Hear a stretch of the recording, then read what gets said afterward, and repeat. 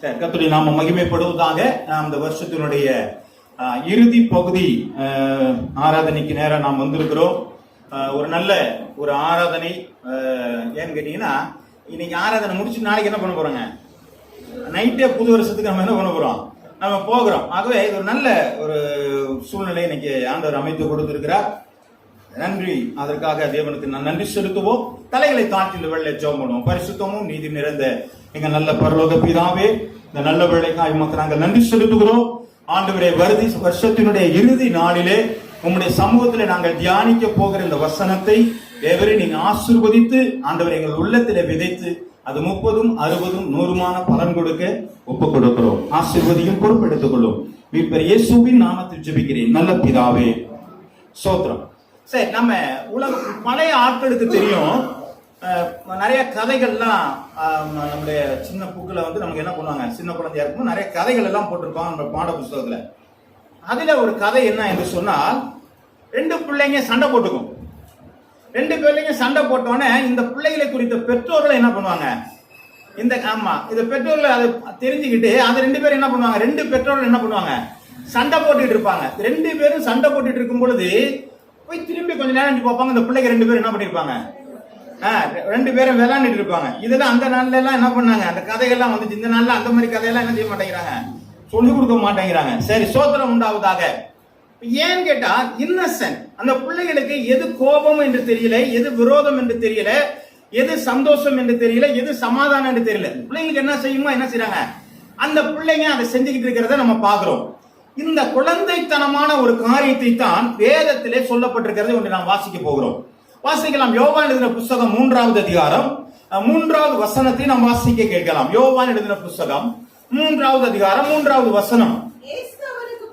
இயேசு அவர்களுக்கு பிரதியுத்தரமாக, ஒருவன் மறுபடியும் பிறவாவிட்டால் தேவனுடைய ராஜ்யத்திலே காண மாட்டான் என்று மெய்யாகவே மெய்யாகவே உனக்கு சொல்ல. இந்த வசனத்தை நீங்க வாசிச்சு பார்த்தீங்கன்னா தெரியும்.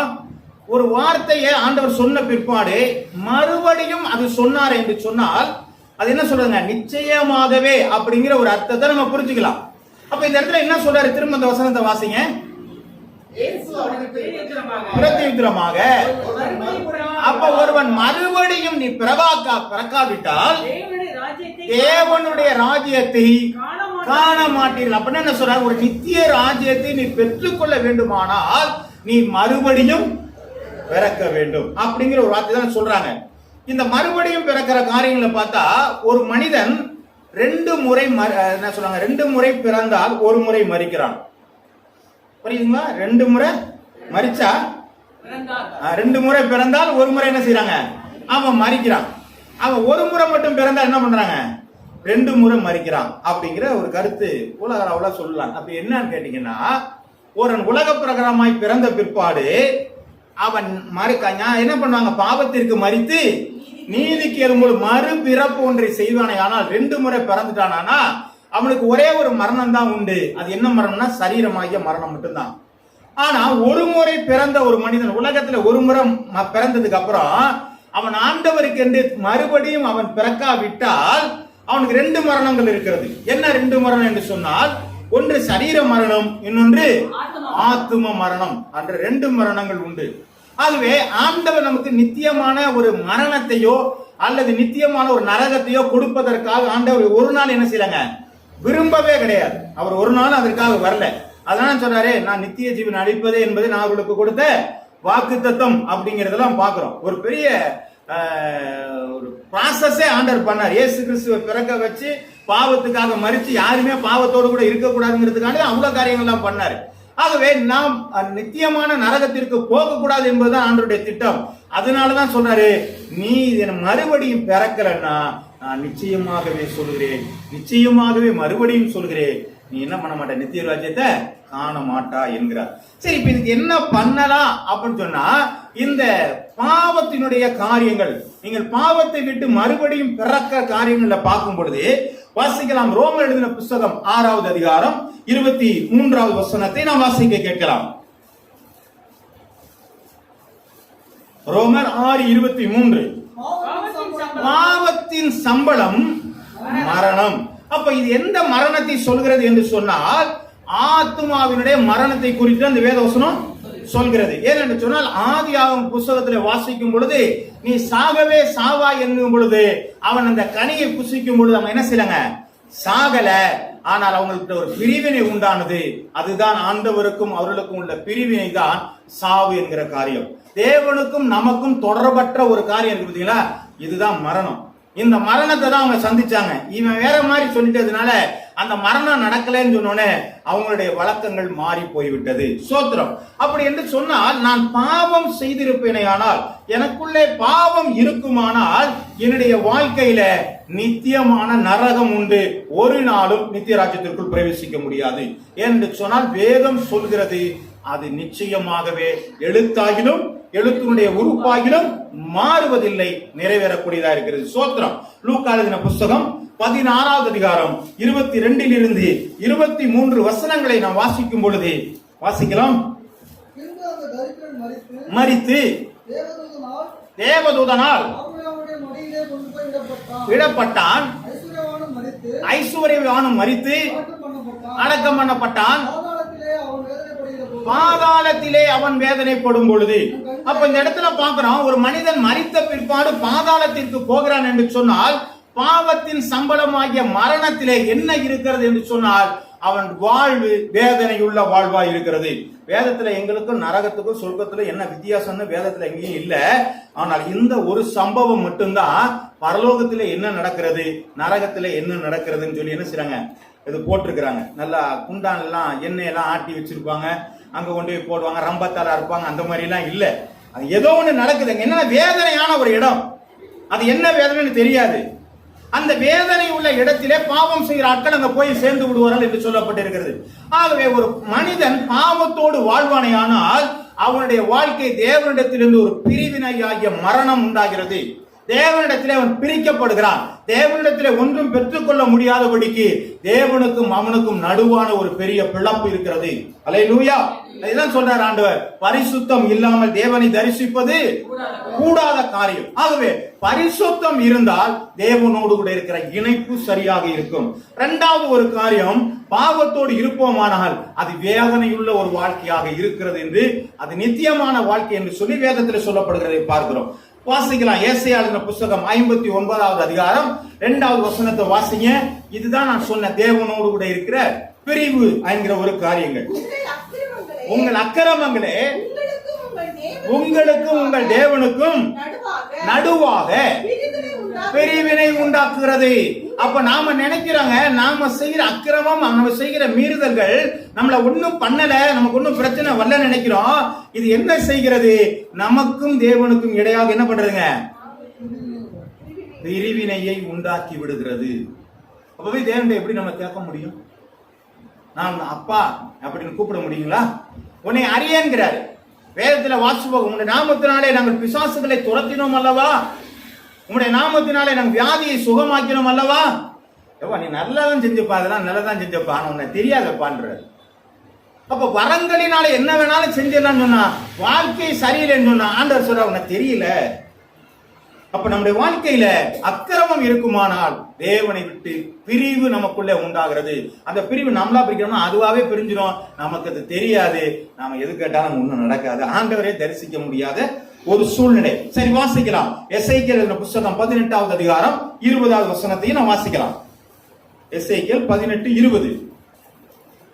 பாவம் செய்கிற ஆத்துமாவே சாகும், பாவம் செய்கிற ஆத்துமாவே சாகும், தகப்பனுடைய அக்கிரமத்தை சுமப்பதும் இல்லை. நல்லா வாசிச்சு பாருங்க. பிதா பாவம் செய்கிற ஆத்துமாவே சாகும், குமாரன் தகப்பனுடைய அக்கிரமத்தை சுமப்பதும் இல்லை. குமாரன் தகப்பனுடைய பாவத்தை சுமப்பதில்லை. தகப்பன் பிள்ளைகளுடைய பாவத்தை சுமக்கிறது இல்ல. நீதிமானுடைய நீதி அவன் மேல் தான் இருக்கும். நீதிமானுடைய நீதி அவன் மேல் தான் இருக்கும். துன்மார்க்கனுடைய துன்மார்க்கம் மேல் துன்மார்க்கமும் அவன் மேல் தான் இருக்கு. அப்படின்னு என்ன இருக்கும்னா, வீட்டுல ஒரு ஆள் ரட்சிக்கப்பட்டு ஆண்டவருக்கு பிரியமா இருந்துட்டா ஒட்டுமொத்த குடும்பம் பரலோகத்துல வந்துரும் அப்படிங்கிற நினைப்பு இல்ல. நான் பரிசுத்தமா இருந்தா பிள்ளைங்க பரிசுத்தமா இருக்குன்னு அவசியம் இல்ல, அந்த பிள்ளைங்க தனியா தான் பரிசுத்தம். அப்ப நான் பாவியா இருந்தா என் பிள்ளைங்க வராது. அந்த பிள்ளையினுடைய பரிசுத்தம் எனக்குள்ளே வராது. அதுதான் சொல்லி திரும்ப ஒரு வாட்டி வாசிக்கலாம். அத பாவம் செய்கிற ஆத்மாவே சாகும். குமாரன் தகப்பனுடைய அக்கிரமத்தை சுமப்பதும் இல்லை. குமாரன் தகப்பனுடைய அக்கிரமத்தை சுமக்க முடியாதுங்க. ஏன் பையன் பண்ற அக்கிரமத்துக்கெல்லாம் அப்பா சுமக்க முடியாது, பாவத்தை சுமக்க முடியாது. அப்பா செய்யற பாவத்தெல்லாம் பிள்ளை சுமக்க முடியாது. அவன் அக்கிரமத்துக்கு அவன் தான் உப்ப தின்னவன். அதுல யாரு எந்த காரியம் செய்யறாரோ அவருக்கு தான் அந்த காரியமே நடக்குமே தவிர அது அடுத்தவங்களுக்கு போகாது என்று சொல்லப்பட்டிருக்கிறது. சரி, வாசிக்கலாம், தொடர்ந்து வாசிங்க. ஆகாய் எழுதின புஸ்தகம் 2வது அதிகாரம் 11 13 வசனங்கள் வரை நீங்க வாசிச்சீங்கன்னா ஒரு வித்தியாசமான ஒரு சப்ஜெக்ட் அதுல இருக்கு. வாசிங்க. ஆகாய் 2:11 13. ஒருவன் தன் வஸ்திரத்தின் தொங்கலிலே நல்லா பாருங்க, ஒருத்தன் தன்னுடைய வஸ்திரத்துல எதை கொண்டு போறாருங்க? பரிசுத்த மாமிசத்தை கொண்டு போகையில தன் வஸ்திரத்தின் தொங்கல் அப்பத்தை ஆகிலும் திராட்சரசத்தை ஆகிலும் எண்ணெய் ஆகிலும் மற்ற எந்த போஜன பதார்த்தத்தையும் தொட்டால் அது பரிசுத்தமாகுமோ?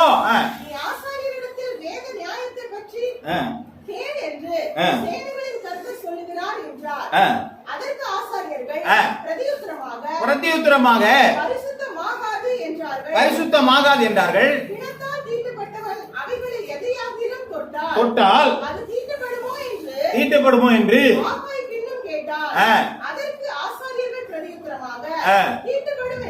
இப்ப பாருங்க, பரிசுத்தம் எதன் மேல் பட்டாலும் பரிசுத்தம் ஆகாது.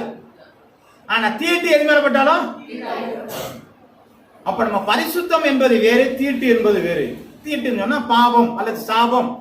அப்ப என்கிட்ட இருக்கிற பரிசுத்தம் என்ன பண்ணாதுங்க? நான் யாரையா தொட்டுட்டு அதுக்குள்ள வந்து என்ன பண்றீங்க? பரிசுத்தம் வந்துருமானா வராது. ஆனா நான் பரிசுத்தம் இல்லாத ஒரு வாழ்க்கையை வாழ்ந்துட்டா இன்னொருத்தன் மேல நான் கைய வச்சேன்னா என்ன ஆகுங்க? தொட்ட இடமெல்லாம் போயிருங்கிறார். அப்ப என்னுடைய வாழ்க்கையில பரிசுத்தம் என்ன என்பது, பரிசுத்தம் இல்லாத வாழ்க்கை என்பதை நான் உணர்ந்திருந்தேனே ஆனால் என்னை பரிசுத்தத்திற்குள்ளாக என்னை என்ன செஞ்சிருப்பேங்க? சரியாக நடத்தி கொண்டிருப்பேன். அப்ப என்ன பண்ணலாம் அந்த அப்படின்னா அந்த பரிசுத்தம் இல்லாத இடம் எப்படி கொண்டு போக முடியும் அப்படின்னா ஏசாயா 66:24 பாருங்க, அந்த பரிசுத்தம் இல்லாத மனிதர்களுடைய வாழ்க்கையினுடைய இடத்தை குறித்து வேதம் சொல்கிறது. ஏசாயா 66:24 அவர்கள் வெளியே போய்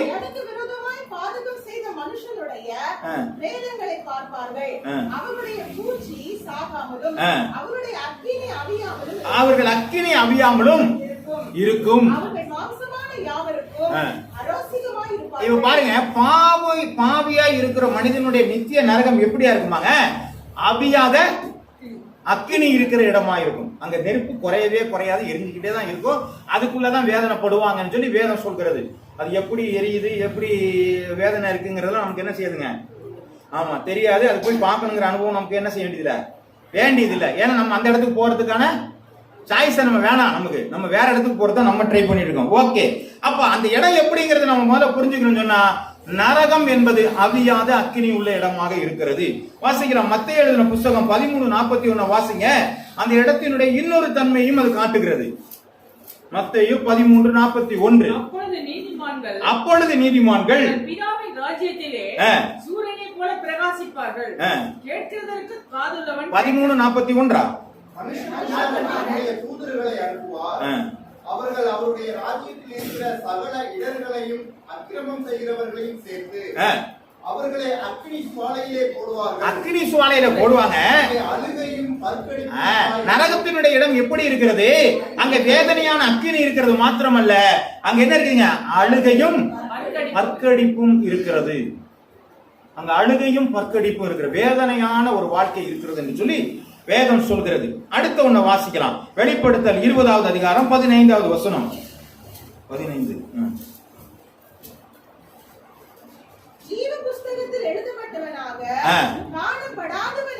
காணப்படாதவன் எவனோ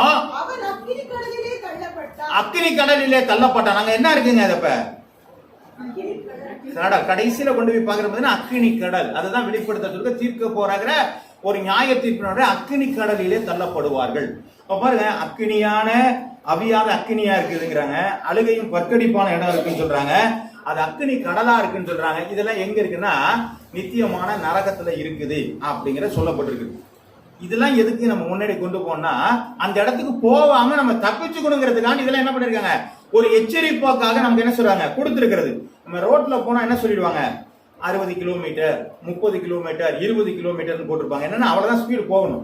ஏன்னா அந்த இடத்துல அவ்வளவு டிராபிக் இருக்கு, நீங்க 20 கிலோமீட்டர்ல போங்க, 40 கிலோமீட்டர்ல போங்க, குறுகலான பாலம் இல்லீங்களா, அப்ப டைவர்ஷன் டேக் டைவர்ஷன் ஏதோ ஒண்ணு போட்டு எனக்கு என்ன பண்ணாங்க, ஒரு அடையாளத்தை நமக்கு என்ன பண்றாங்க, ஒரு கார்ஷன் கொடுத்துட்டு இருக்காங்க.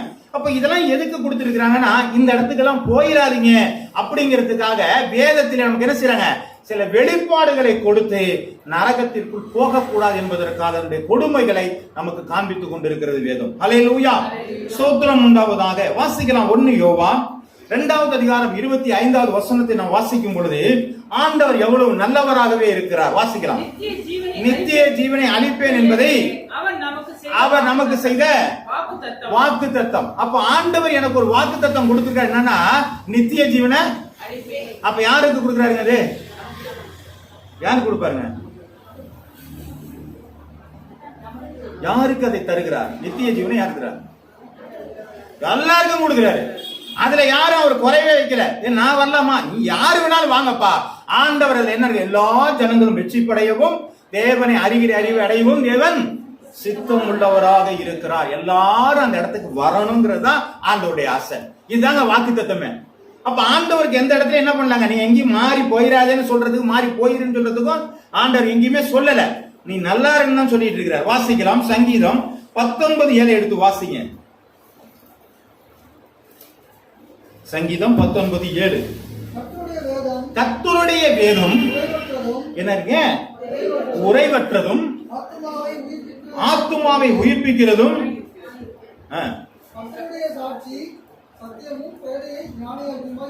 நல்லா திருப்பி வசனத்தை வாசிங்க.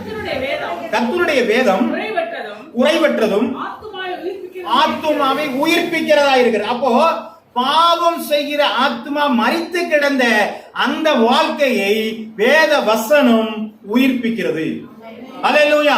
அப்போ அதனாலதான் அப்போஸ்தலர் புத்தகத்துல வாசிக்கும் பொழுது வசனத்தை கேட்டவர்கள் யாருடைய இருதயத்தில் என்ன செய்யுங்க, குத்தப்பட்டது. அப்ப என்ன பண்ணாங்க, உணர்த்தப்படுகிற ஒரு காரியங்கள். ஏன் அது என்ன பண்ணுங்க, அது உயிர்ப்பிக்கப்படுகிறது.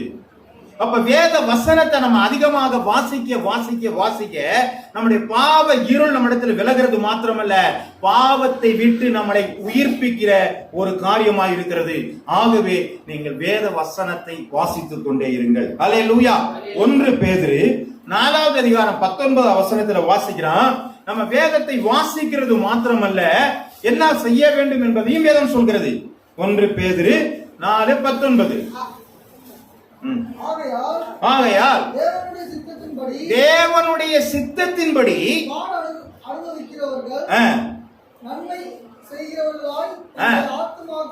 ஆத்துமாக்களை உண்மையுள்ள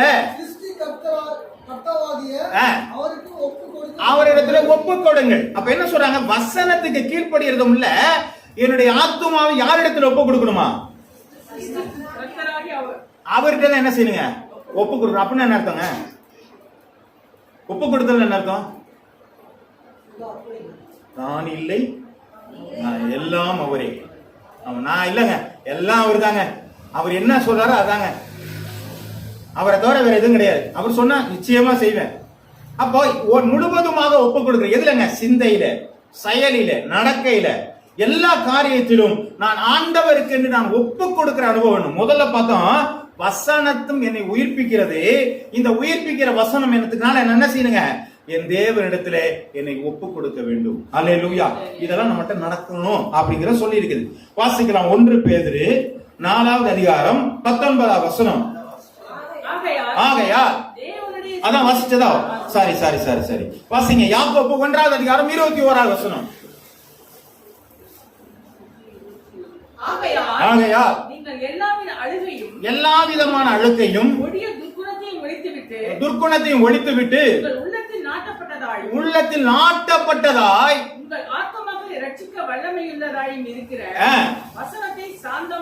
சாந்தமாய் ஏற்றுக்கணும். துர்க்குணத்தை நம்ம என்ன செஞ்சிருங்க, எடுத்து போட்டுருங்க. உங்கள்ட்ட அது வேண்டாம்.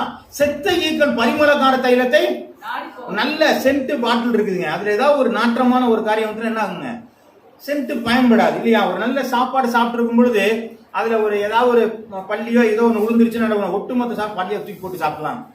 சைனாக்காரன் இல்லை இல்லையா, எல்லாத்தையும் போட்டு அடிச்சு மல்றதுக்கு. அது ஏதோ தூக்கி போட்டு இல்லைங்க இது வேண்டாங்க, இது பள்ளி விழுந்துருச்சு, நான் வேற சாப்பாடு கொடுங்க. ஏன்னா அது நம்மளை விட்டு வெளியில போயிடணும். ஏன் அதை சாப்பிட்டா எனக்கு பிரச்சனை. அதனால என்ன செய்யுங்க, உங்களுடைய துர்க்குணங்களை நீங்க வசனத்தை கேட்டாச்சு, ஒப்பு கொடுத்தாச்சு. இப்ப நம்மகிட்ட எதெல்லாம் தேவனுக்கு தேவை இல்லையோ அதெல்லாம் என்ன பண்ணிருங்க, ஒழிச்சிருங்க. ஒரு சிலை செய்ய வேண்டுமானால் அந்த சிலைக்கு எதெல்லாம் தேவையில்லாத பகுதியோ, ஒரு ஒரு மனுஷ பொம்மை செய்யணும் அப்படின்னு சொன்னா அந்த மனித பொம்மைக்கு எதெல்லாம் தேவையில்லையோ அதெல்லாம் வெட்ட வெட்ட வெட்ட என்ன பண்ணுங்க, ஒரு மனித உருவம் வந்துருமா வராதாங்க. ஒரு மனுஷனை செய்யணும் இல்ல, அந்த மனிதனுக்கு தேவையில்லாத பகுதியை வெட்டினாலே போதும், மனுஷன் உண்டாயிருவான். அப்ப அதுதான் நமக்குள்ள. அப்ப நம்ம என்ன பண்ணணும், நான் மனிதனாய் மாற வேண்டுமானால் இந்த மனிதனுக்கு இல்லாத எதெல்லாம் இருக்கக்கூடாது அதெல்லாம் தூக்கி தூக்கி போட்டோம்னா என்ன பண்ணுவாங்க, நான் நல்ல மனுஷனா மாறிடுவேன். இதுதான் இந்த வேதம் சொல்லி கொண்டு இருக்கிறது. வாசிக்கலாம் லூக்கா எழுதின புத்தகம் 18வது அதிகாரம் 15 இருந்து 16 வசனங்கள் வரை.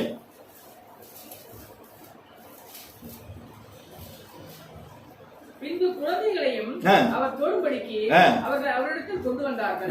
சீஷர்கள் அதை கண்டு கொண்டு வந்தவர்களை அதட்டினார்கள். இயேசுவோ அவர்களை கொண்டு வரும்படி கட்டளையிட்டு, சிறு பிள்ளைகள் என்னிடத்தில் வருவதற்கு இடம் கொடுங்கள், அவர்களை தடை பண்ணாதீர்கள். அப்ப என்ன சொல்லுங்க, வாசி. தேவனுடைய ராஜ்யம் அப்படிப்பட்டவர்களுடைய.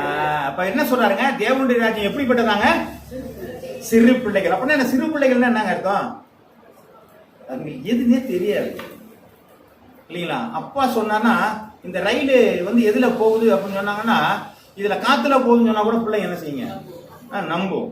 அதனாலதான் நம்ம ரொம்ப நாளா என்ன பண்ணிருக்காங்க, சந்திரன்ல பாட்டி வடை சுட்டுட்டு இருந்தோம், நம்ம என்ன பண்ணிட்டாங்க, ரொம்ப நாளா நம்பிக்கிட்டு இருந்தோம். அப்புறம் அவன் விட்டு பார்த்ததுக்கு அப்புறம் தான் தெரிஞ்சுங்க பாட்டிய ஆமா காணோன்னு தெரியுது இல்லைங்களா? அதான் உண்மை. எங்க அங்க போனா பார்த்தா தெரியுது பாட்டி எங்கன்னா ஒன்னையும் காணும், அப்பையார் பாட்டு சுட்டு இருந்தாங்க, அப்பையார் எங்க போனாங்கன்னு தெரியல. சரி, இப்ப எல்லாம் என்ன பண்ணிருக்காங்க, அதுதான் இன்னும் நம்புறாங்க, எல்லாம் நம்புறாங்க. அது மாதிரி வேதம் எதெல்லாம் சொல்லுதோ இதெல்லாம் அப்பாவுடைய வார்த்தை, எது சொன்னாலும் நான் நம்புவேன். இந்ததான் குழந்தைத்தனமான காரியம். இதுதான் ஆண்டவர் எதிர்பார்க்கிறார் நம்மகிட்ட. இதுதான் தேவை என்கிற காரியத்தை நமக்கு ஆண்டவர் உருவாக்கி இருக்கார். இந்த காரியங்கள் நம்மகிட்ட இருந்தா நம்ம நித்திய ராஜ்யத்துக்கு போறது ஒரு நாள் நமக்கு என்ன இருக்காதுங்க, தடையே இருக்காது. எல்லாம் கரெக்டா ஆண்டவருக்குள்ள கொண்டு போகலாம். சரி, எப்படி இருக்குன்னா இன்னொரு காரியத்தை நான் உங்கள்கிட்ட சொல்ல விரும்புகிறேன். வாசிக்கலாம் மத்தேயு எழுதின புத்தகம் 9வது அதிகாரம் 16 இருந்து 17 வசனங்கள் வரை.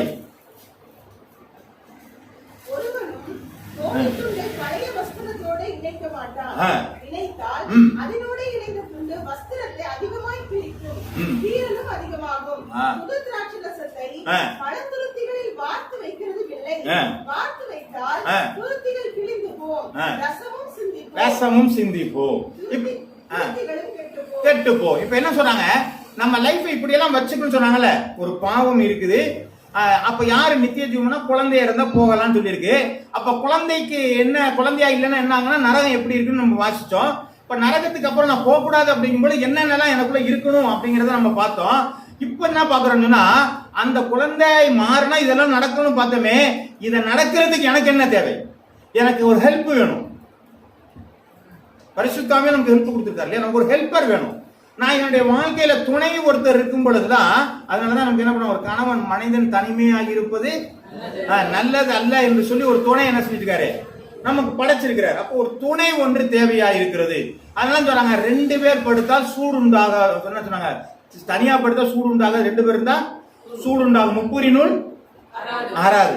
அப்ப இதெல்லாம் எதுக்கு சொல்லியிருக்காங்கன்னா, ஒரு மனதின் காரியத்தை கொண்டு வந்திருக்கிறத நம்ம என்ன செய்யறாங்க, நாம பாக்குறோம். அப்போ எனக்கு ஒரு துணையான ஒரு காரியத்தை நான் தெரிந்தால் நான் இந்த காரியத்தை நான் சரியா செஞ்சிருவேன். ஆமே, எதெல்லாம் செஞ்சிருவேன், என் வசனத்தை, வாக்குத்தத்தத்துல வசனத்தை நான் புரிஞ்சுக்குவேன். அதனால நான் என்ன ஒப்பு கொடுத்துருவேன், நான் துர்க்குணத்தெல்லாம் எடுத்துருவேன். அப்படின்னா எனக்கு ஒரு ஹெல்ப்பர் தேவை. அந்த ஹெல்ப் பண்றதுக்கான டூல்ஸ் என்ன அப்படின்னு சொல்லி இந்த வேதத்துல வாசிக்கலாம். மத்தேயு எழுதின புத்தகம் 9வது அதிகாரம் 16 இருந்து 17 வசனங்கள் வரை நம்ம வாசிச்சோம். என்ன சொல்லியிருக்கிறாங்க,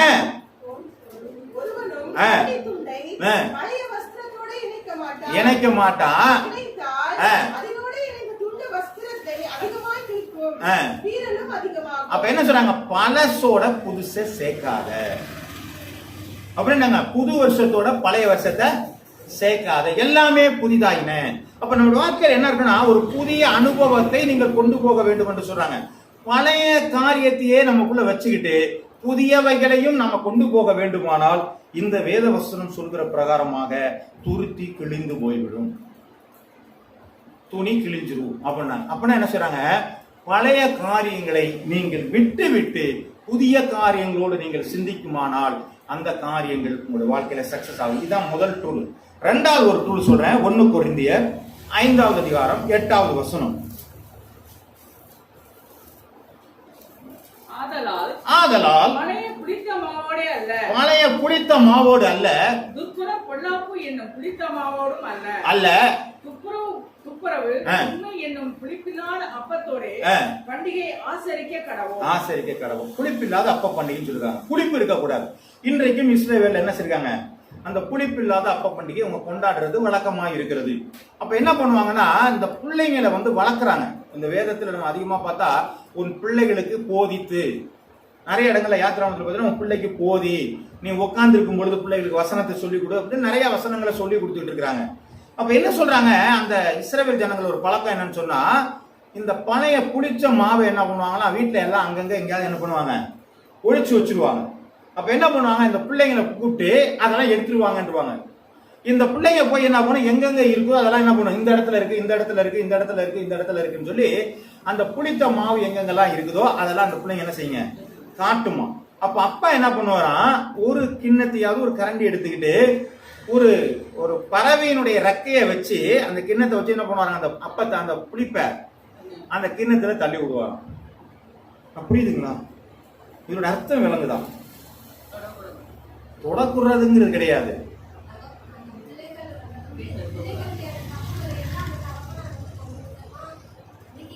அது அப்படி இல்ல. ரெக்கையினால அந்த புளிப்பை தள்ளும் போது அதுக்கு என்ன பண்ணாதுங்க? காயம் படாது. தெரியுதுங்களா? அது ஒரு அப்படின்னா ஆண்டவர் நம்முடைய பாவங்கள்னால நம்ம கஷ்டப்படாம நம்முடைய பாவங்களை என்ன செய்யறாங்க? விளக்குறாரு. எவ்வளவு ஒரு ஒரு ஆழமான ஒரு காரியத்தை நம்ம ஆண்டவர் செய்யறாரு பாருங்க. நம்மகிட்ட இருக்கிற பாவத்தை நம்ம காயப்படாமே நம்மகிட்ட என்ன செய்யறாருங்க?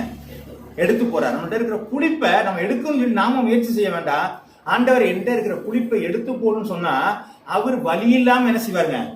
ஆமா, அவரே அனஸ்தீசியாலாம் என்ன பண்ணிடுவாருங்க? ஆமா, கொடுத்து வலி இல்லாம, ஆமா, நம்ம பாவத்தில் இருக்கும்போது தண்டனை கொடுத்து குத்தி கிளறி, நீ இந்த மாதிரி பண்ணி 4 சாத்தி இந்த மாதிரிலாம் பண்ணல, இனிமே பண்ணாத அப்படின்னு சொல்லி அடிச்சு கிடிச்செல்லாம் நம்ம என்ன பண்ணலங்க? அப்புறம் எடுக்கல. அவர் எப்படி பண்றாருங்க? அழகா அந்த இடத்த என்ன செய்யறாங்க? பாவத்தை எடுக்கிறவரா இருக்கிறார். ஆகவே அவர் எப்படி இருக்கிறாங்க? அந்த புளிப்பை முதல்ல நீக்கணும். முதல் காரியம் பார்த்தா பழையதோட புதுசை சேர்க்காதீங்க. உங்க புதிய வாழ்க்கை இருக்குமானால் உங்களுடைய பழைய வாழ்க்கைக்குரிய காரியத்தை விட்டொழித்து விடுங்கள். அதாவது கிறிஸ்துவுக்குள் இருந்தால் புது சிருஷ்டியா இருக்கிறான், பழையன எல்லாம் ஒழிந்து போயின, அதை கூட்டிட்டு வரக்கூடாது. நிறைய இடங்களில் நான் சாட்சி சொல்லும்போது பழைய வாழ்க்கையை நான் சொல்ல மாட்டேன், நம்பவும் சொல்ல மாட்டேன். காரணம் என்ன? அது இயேசுநாதர் என்ன பண்ணிட்டாருங்க? மறந்துட்டார் இல்லைங்களா? அவர் என்ன சொல்றாரு? கிழக்குக்கும் மேற்குக்கும் எவ்வளவு தூரமோ அவ்வளவு தூரத்துல உங்களுடைய பாவங்களை வச்சுட்டேங்கிறார். முதுகுக்கு பின்னாடி உங்களுடைய பாவத்துல என்ன செஞ்சாருங்க? போட்டுட்டேன்டாரு. இப்ப ஆண்டவர்கிட்ட போய் கேட்டா எனக்கு தெரியாதுங்கிறாரு. ஆண்டவரே தெரியாதுங்கிற பாவத்தை போய் நான் என்ன பண்ணிருக்கிறேன்? பக்கத்துல அவன்கிட்ட போய் ரொம்ப சுவாரஸ்யமா சொல்லி கொடுத்துருக்கேன். அந்த புளிப்பை கொண்டே போகாதீங்க, எல்லாம் புதுசு. இப்ப நான் எப்படி இருக்கிறேன்? இப்ப என்னுடைய வாழ்க்கை சரியா இருக்கிறதா? இதுதான் சாட்சி. நான் பழைய வாழ்க்கையை நீங்க சொல்லணும்னு அவசியம் இல்லை. நான் இப்ப எப்படி இருக்கிறேன்? நான் நல்லா இருக்கிறேன், இதுதான் சாட்சியா இருக்கும். நான் ஆண்டவருக்கு உண்மையா இருக்கிறேன்னா அதுதான் சாட்சி. சரி, ரைட், ஓகே. முதல்ல சொன்னாங்க புதிய காரியங்களை புதிதோடு இணையுங்கள், பழைய காரியத்தை புதிதோடு கூட இணைக்காதிருங்கள். இரண்டாவது காரியம், புளிப்பை முதல் உங்களிடத்திலிருந்து அகற்றுங்கள். ஏன் என்று சொன்னால் புளிப்பு ஒட்டுமொத்த மாவையும் ஒழிக்க பண்ணும். அப்படி வாழ்க்கை அப்படியே குறைச்சிருங்க. அதனாலதான் என்ன பண்ணாங்க? அதனால சொன்னாங்க, ஒரு பிசாசை துரத்தின ஒரு சரீரம் எப்படி இருந்துச்சுங்க? ஜோடிக்கப்பட்டிருந்தது. அந்த பேய் அங்கிட்டுலாம் அலைஞ்சு பார்த்துட்டு என்ன பண்ணுச்சுங்க? ஆமா, வந்து பார்த்துட்டு நம்ம பழைய இடத்துக்கு போய் பார்ப்பான்னு வந்து பார்த்தா எப்படி இருக்குங்க? அது பயங்கரமா அலங்காரமா இருக்கு. உடனே அது என்ன பண்ணுச்சுங்க?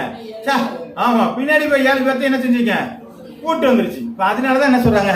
இந்த புளிப்பை விட்டுட்டோம்னா விட்டுருவோம், அதெல்லாம் கூட்டிட்டு வர அளவுக்கு நம்ம என்ன செய்யக்கூடாது? இடம் கூடாது இருங்கள். சரி, ரைட், சோத்திரம். சரி, அடுத்து ஒரு காரியத்தை வாசிக்கலாம். எபேசியர் எழுதின புத்தகம் 4வது அதிகாரம் 22 இருந்து 24 வசனங்கள் வரை. அந்தபடி முந்திய நடக்கைக்குரிய மோசம் போக்கும் இச்சைகளாலே கெட்டு போகிற பழைய மனுஷனை. இப்ப பழைய மனுஷனுக்கு என்னென்ன கேரக்டர் இருக்கு சொல்லுங்க திரும்ப ஒரு வாட்டி. அந்தபடி முந்தின நடக்கையுள்ள மோசமான மோசம் போக்கும் இச்சையினாலே மோசம் போக்கும் இச்சை கெட்டு போகிற பழைய மனுஷனை. பழைய ஆள்கள் எப்படி இருப்பான்னு இப்ப போட்டாச்சு. அவனை கலந்து போட்டு உங்கள் உள்ளத்திலே புதிதான ஆவி உள்ளவர்களாய் மெய்யான நீதியிலும் பரிசுத்தத்திலும் தேவனுடைய சாயலாக சிருஷ்டிக்கப்பட்ட புதிய மனுஷனை தரிப்பித்துக் கொள்ளும். புதிய மனுஷனுடைய கேரக்டர் எப்படி இருக்குங்க? அந்த புதிய மனுஷனுக்கு மட்டும் உள்ளது மட்டும் படிங்க. மெய்யான நீதி வாசிங்க.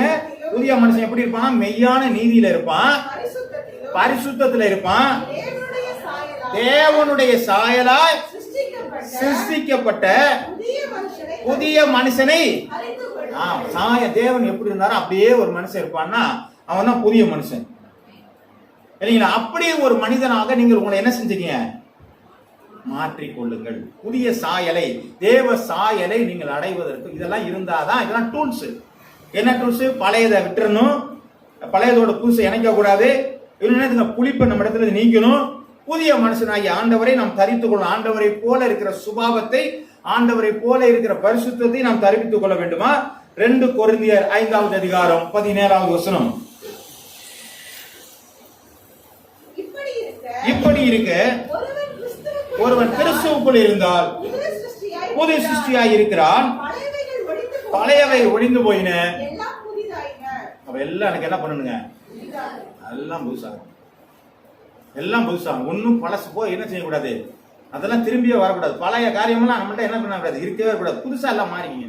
புதிய சிந்தை, புதிய யோசனை, புதிய காரியங்கள். பழசு எல்லாமே கஷ்டமா தான் இருக்கும், அதெல்லாம் நமக்கு வேண்டாம். அப்ப எல்லாத்தையும் புதிதாய் நீங்கள் மாற்றி, இதுதாங்க டூல்ஸ். இந்த டூல்ஸை வச்சுக்கிட்டு தான் நம்ம என்ன பண்ண முடியுங்க?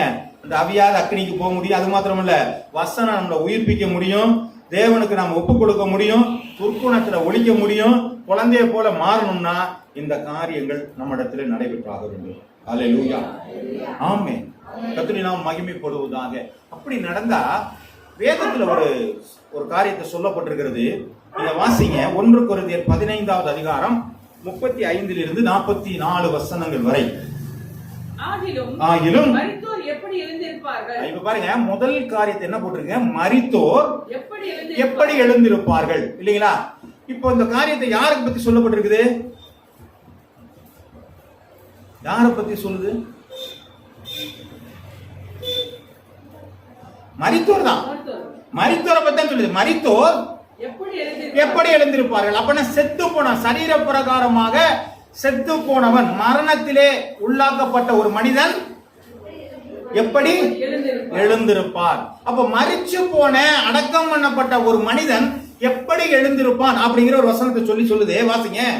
எப்படிப்பட்ட சரீரத்தோட வருவார்கள் என்று ஒருவன் சொல்வானாகில், புத்தியினனே, நீ விதைக்கிற விதை செத்தால் ஒழிய உயிர்ப்பிக்க மாட்டாது.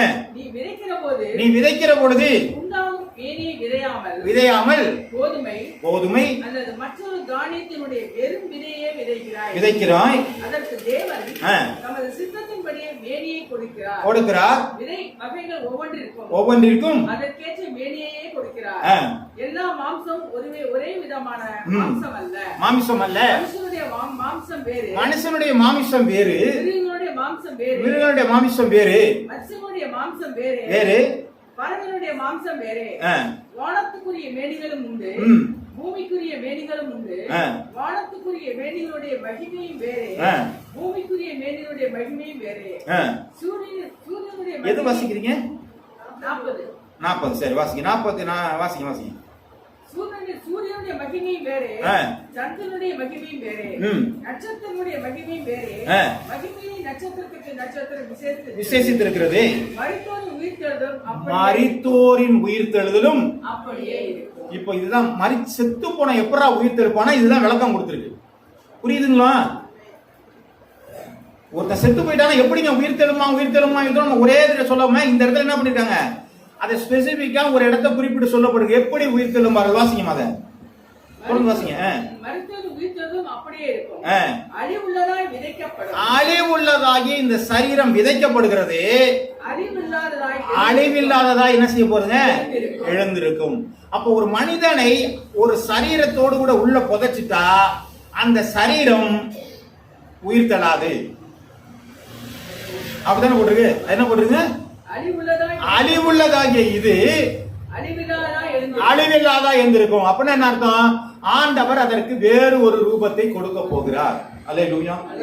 இப்ப புரியுதுங்களா? செத்தவங்க எப்படி உயிர்த்தெழுவானா? சரி, அடுத்த ஒரு காரியம் 1 கொரிந்தியர் 15வது அதிகாரம் 52வது வசனம். எக்கால தொனிக்கும் அப்பொழுது மரித்தோர் எழுந்திருப்பார்கள், நாமும் மறுரூபமாக்கப்படுவோம். இப்ப அவங்க என்ன பண்ணிருக்காங்க, வேறொரு சாயலா என்ன பண்ணுவாங்க, எந்திரிச்சிருவாங்க. இப்ப நமக்கும் அதே சாயல் மறுரூபமாக்கப்படும் என்று சொல்லப்பட்டிருக்கிறது. அல்லேலூயா. இப்ப புரியுதுங்களா? செத்தவங்க எப்படி வருவாங்கன்னா நம்ம அப்படியே முதல்ல மாதிரியே வரமாட்டாங்க, அவங்கள மறுரூபப்படுத்துவாங்க. அந்த என்ன சாயலோ அதே சாயல் என்ன பண்றாங்க, உயிரோடு இருக்க நமக்கு என்ன செய்றாங்க, நமக்கு கொடுக்கப்பட போகிறது. அப்போ நித்திய ராஜ்யத்திற்குள்ளாக இதுதான் சம்பவிக்கும். இதுதான் இந்த 2 பேர் தான் அங்க போறாங்க. அப்ப மத்தவங்க எல்லாம் என்ன பண்ண போறாங்க, கைவிடப்படுகிறார்கள். அதுக்கப்புறம் 7 வருடங்கள் இருக்கிறது. அந்த 7 வருடத்துல சரியா இருக்கிறாங்களா இல்லையான்னு அதுக்கப்புறம் என்ன பண்றாங்க, 1000 வருட அரசாட்சி இருக்கிறது. அதுக்கப்புறம் என்ன பண்றாங்க, வெள்ளை சிங்காசன, ஆமா, நியாய தீர்ப்பு, இதெல்லாம் நிறைய இருக்குது. இதெல்லாம் சொன்னா கொஞ்சம் என்ன செய்யுங்க, நமக்கு கொஞ்சம் பயப்படுற மாதிரி தான் இருக்கும். ஆனா பயப்பட வேண்டியதில்லை. ஏன், எனக்கு அருமையான ஒருத்தர் யாரை கேட்டுட்டு இருந்தாங்க, யாரும் தெரியல. அவங்க என்ன சொன்னாங்க, இதெல்லாம் கேட்டு அவர் பேர் என்ன, ஒருத்தர் டிவியில யூடியூப்ல பேசுவாரு, நீங்க என்ன சொன்னீங்களோ, யாரோ யூடியூப்ல ஒருத்தர் பேசுற பார்த்தா எனக்கு ரொம்ப பயமா வருதுங்க. ஜெகன், நீங்க என்ன கேட்டீங்களா? ஆமா, ஜெகன் பேசுறத பார்த்தா எனக்கு ரொம்ப பயமா இருக்குங்க. நான் ஏங்க அப்படின்னா, அவர் என்னங்க ரொம்ப பயங்கரமா என்னென்ன ஆக போகுதுன்னு சொல்றாரு. இதுக்கெல்லாம் எனக்கு தேவையே இல்லையே, நான் மறுரூபமாக போறேன். அப்ப நான் இதெல்லாம் நீங்க என்ன உலகம் அழிஞ்சிருக்குதா இல்லையா, நான் போய் பார்த்து என்ன பண்ண போறேன், அது என்னமோ நாசமா போகுது, அது நமக்கு பிரச்சனை என்ன இருக்கு, நாம உயிர்த்தெழுந்துட்டோமா, தேவனோட போய் சேர்ந்துட்டோமா, அவ்வளவுதான். நீங்க எதை பத்தியும் கவலைப்படாதீங்க. உலகம் அழியுதா அழியலையா, அது இல்லாம அப்படியே வேற யாராவது வர போறாங்க, அதை பத்தி நமக்கு கவலை இல்லை. மறுரூபம் ஆயிட்டோமா, போய்கிட்டே இருக்க வேண்டியதா. ஆண்டர் வந்துட்டாருன்னா நமக்கு பினிஷ். அதுக்கப்புறம் நம்மகிட்ட வேலை கிடையாது. அந்த இடத்துக்கு தான் நம்ம ரெடியா போறோம். அதுக்கு யானை என்ன வேணும்னு கேட்டா, குழந்தைய போல மாறுங்கிறாரு. ஆமே. அப்படின்னா என்ன அர்த்தம்னா, எதை சொன்னாலும் நம்பும். சரிங்களா? அதுதான் நம்ம வாசிக்கலாமே. 1 கொரிந்தியர் 13வது அதிகாரம் வாசிங்க. சகலத்தையும் நம்பும் அவர் தேவன் அன்பாகவே இருக்கிறார், இல்லைங்களா? இப்ப வாசிங்க அதை. வாசிங்கம்மா. இல்ல மேலே வாசிங்க. நான் மனுஷர் பாஷையிலும் தூதர் பாஷையிலும் பேசினால் அன்பு எனக்கு இராவிட்டால் சத்தமிடுகிற வெண்கலம் போலவும் ஓசையிடுகிற கைத்தாளம் போலவும் இருப்பேன். நான் தீர்க்க தரிசன வசனத்தை உடையவனா இருந்தாலும் சகல ரகசியங்களை அடைந்தாலும் மலைகளை பெயர்க்கத்தக்கதாக இருந்தாலும் அன்பு எனக்கு இராவிட்டால் நான் ஒன்றும் இல்லை. என்ன சொல்றாங்க, நீ வரமெல்லாம் 12ஆம் அதிகாரத்தை வரத்தை பத்தி எல்லாம் சொல்லிட்டு இருக்கிறாரு. இப்ப வரத்தை சொல்லிட்டு 13 என்ன சொன்னாரு, ஏன் இந்த வரம் இருக்க புரோஜனம் நடாங்கிறாரு. இல்ல முதல்லதான் அது வரத்தை பத்தி பேசுறீங்க, எல்லாத்தையும் நாடுங்கள்லாம் சொல்லி இருந்தாரு. இப்ப என்ன பண்றாருங்க, அது வேஸ்ட்ங்கிற. தொடர்ந்து வாசிங்கள. அன்னதானம் பண்ணினாலும் சுட்டரிக்கப்பட ஒப்பு கொடுத்தாலும் அன்பு எனக்கு இராவிட்டால் பிரயோஜனம் ஒன்றுமில்லை. உள்ளது அன்புக்கு பொறாமை இல்லை. அன்பு தன்னை புகழாது, இருமாப்பா இராது, அயோக்கியமானதை செய்யாது, தற்பொழிவை நாடாது, சினம் அடையாது, தீங்கு நினையாது, அநியாயத்திலே சந்தோஷப்படாமல் சத்தியத்திலே சந்தோஷப்படும், சகலத்தையும் தாங்கும், சகலத்தையும் விசுவாசிக்கும், சகலத்தையும் நம்பும், சகலத்தையும் சகிக்கும், அன்பு ஒரு காலம் ஒழியாது. ஹல்லேலூயா. இப்ப பாருங்க, இந்த அன்பை குறித்து சொல்லும்போது தேவன் அன்பாகவே இருக்கிறார். அப்ப தேவன் அன்பாக இருக்கணும். இந்த கேரக்டர் எல்லாம் அவர்கிட்ட என்ன இல்லைங்க? இல்ல. நான் வரா இருக்கிறதுனால நான் பரலோகம் போயிடுவேன் இல்லைங்க. அன்பு இல்லை. அதனாலதான் கடைசி அந்த பகுதியோட 13 கடைசியில போட்டுங்க, இப்பொழுது விசுவாசம், நம்பிக்கை, நம்பு மூன்றிலும் நிலைத்திருக்கிறது, அன்பே பிரதானமானது. நிறைவானது வரும் பொழுது குறைவானது ஒளிந்து போகும். அப்ப எது நிறைவானது? அன்பு நிறைவானது. எது குறைவானது?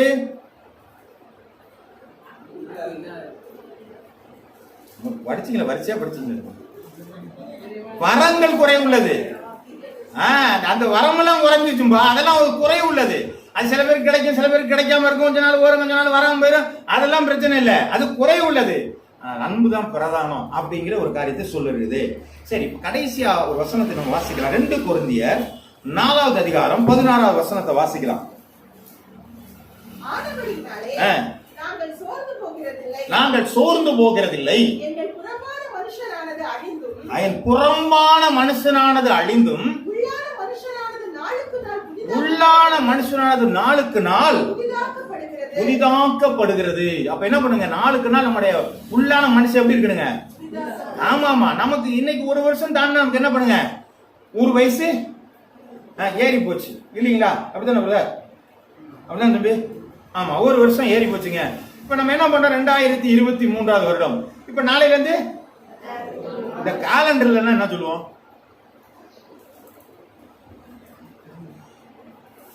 தெரியாது. பழைய பாட்டிமாங்க வயசு சொல்லும்போது 10 மாச கணக்குல சொல்லுவாங்க, 12 மாச கணக்கு சொல்ல மாட்டாங்க. நம்ம தான் 1 வருஷத்துக்கு கணக்கு சொல்லுவோம். அவங்க வயிற்றுக்குள்ள இருக்க 10 மாச கணக்கு சொல்லுவாங்க. பழைய பாட்டிங்க எல்லாம் பாத்தீங்கன்னா வயசு சொல்லுவோம், 10 மாச கணக்குல சொல்லுவாங்க. பயங்கரமான ஆளுங்க. ரைட். இப்ப என்ன பண்ணாங்க, இந்த காலண்டர் இல்லைன்னா வருஷமே தெரியாது. ஆனா இந்த வேதவசம் நீ நாளுக்கு நாள் புதிதாகிறது தெரியும்.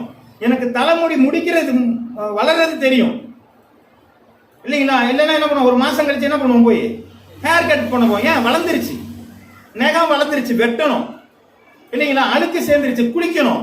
அப்ப எனக்குள்ளே வளர்கிறது எனக்கு தெரியுமா தெரியாதாங்க? இப்ப அததான் சொல்லுது. வருஷ காலண்டர் எல்லாம் விட்டுருங்க, வயசு ஏறதெல்லாம் காலண்டர் வச்சு சொல்றோம். ஆனால் எனக்கு நானே தெரிகிறது, நான் வளர்கிறது தெரிந்து கொண்டு இருக்கிறேன். ஹல்லேலூயா. அதனாலதான் சொல்றாங்க, அழிவுள்ளதாகிய இது அழியாமையை சுதந்திரிக்கும். அப்படின்னா நான் உயிரோட வாழும் பொழுது நான் என்னுடைய அழியாமையை சுதந்திரித்துக் கொள்ள வேண்டும். நான் செத்ததுக்கு அப்புறம் போய் ஒருத்தர் ஜபம் பண்ணி எல்லாம் என்ன பண்ண முடியாது, அக்கறைக்கு போவார்கள் கொண்டு எல்லாம் போக முடியாது இல்லையா? அவ என்ன பண்ணாங்க, முடிஞ்சது. அதனால என்ன பண்ண, நான் உயிரோட இருக்கும் பொழுது என்ன பண்ணணுங்க, அந்த இடத்துக்கான காரியத்தை ஆயத்தம் பண்ண வேண்டும். அப்ப அந்த இடத்திற்கு நான் போக வேண்டுமானால் தான் இப்ப அந்த வசனத்தை வாசிங்க. யோவான் எழுதின புத்தகம் 3வது அதிகாரம் 3வது வசனம்.